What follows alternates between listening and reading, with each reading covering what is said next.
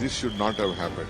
We never expected such a big crowd. No police, no one, including us, we never expected. So we fully apologize for this.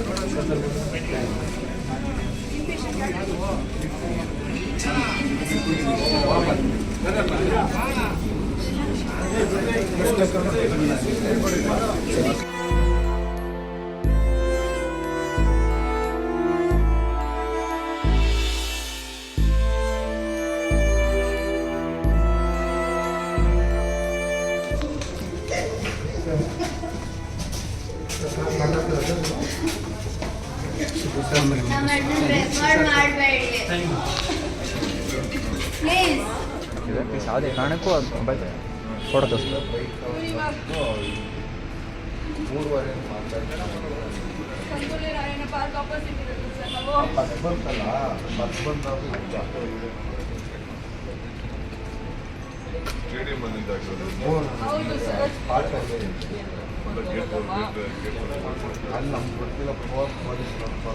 This should not have happened. We never expected such a big crowd. No police, no one, including us, we never expected. We thought normally some 30-40,000.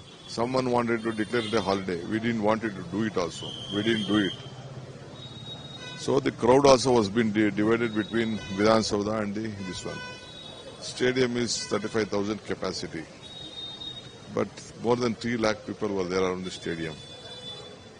And on the streets of from the airport also, I think very massive crowd was there. It was unbelievable. This incident has happened at the stadium where the doors were being, they have broken the doors itself. It is unfortunate, gates have been broken. So we fully apologize for this.